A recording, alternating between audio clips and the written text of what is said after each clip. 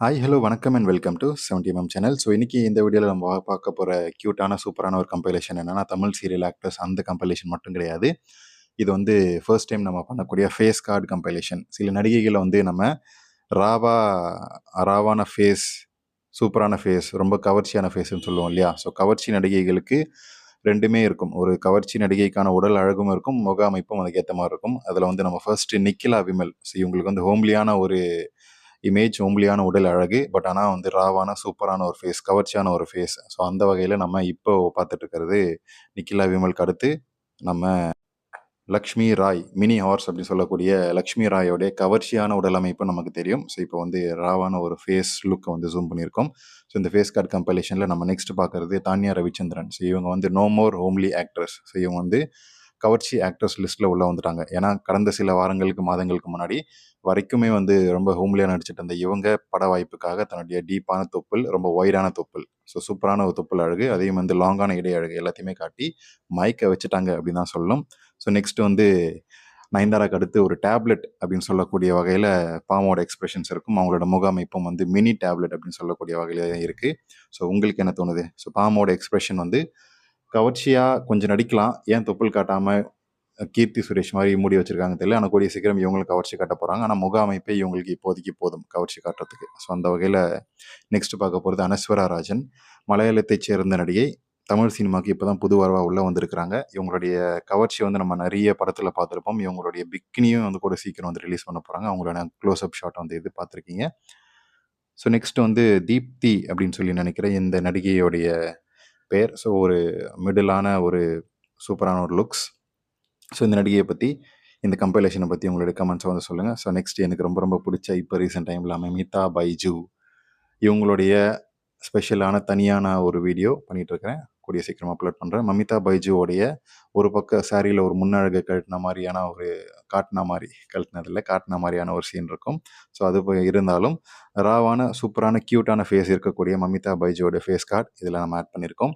So next of course நம்ம சாய் பல்லவி இந்த லிஸ்ட்டில் வரலன்னா எப்படி? ஏன்னா நிறைய ஹோம்லி நடிகைகளுக்கு மூஞ்சி ராவான ஃபேஸாக இருக்கும். ஸோ அந்த வகையில் இந்த சாய் பல்லவிக்கும் ஒரு சூப்பரான கவர்ச்சியான ஒரு ஃபேஸ். ஸோ அவங்க மழையில் நனைஞ்சி டான்ஸ் ஆடக்கூடிய ஒரு எக்ஸ்ப்ரெஷன் கொடுக்கக்கூடிய சீன்ஸ் எல்லாம் மூஞ்சியே போதும்டா, வேறு எதுவுமே வந்து குறைக்க வேணாம், கழட்ட வேணாம், எதுவுமே காட்ட வேணாம், மூஞ்சி போதும் அப்படின்ற வகையில் சாய் பல்லவியோட ஃபேஸ்.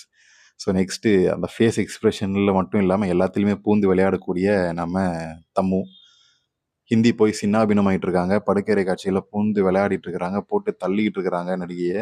அந்த வகையில் இப்போது அந்த லஸ்ட் ஸ்டோரிஸ் 2 இல்லையா, அதில் வந்து ஒரு சீன் இருக்கும். அந்த சீனுக்கான ஒரு எக்ஸ்பிரஷன் தான் இது.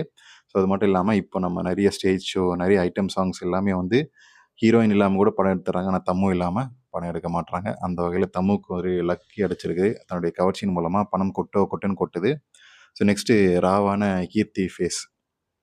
ஸோ ராவான ஃபேஸ் மட்டுமா, முன்னழகு எல்லாமே வந்து குறைக்க ஆரம்பிச்சிட்டாங்க. ஸோ கீர்த்திக்கும் தனியான ஒரு வீடியோ ரெடி ஆகிட்டு இருக்கு. மமிதா பைஜு அண்ட் கீர்த்திக்கு 2 பேருக்கும் தனியான ஒரு வீடியோ கூடிய சீக்கிரம் அப்லோட் பண்ணுறேன். ஸோ கீர்த்தியோடைய ராவான லுக் பற்றி உங்களுடைய கமெண்ட்ஸ் வந்து சொல்லுங்கள்.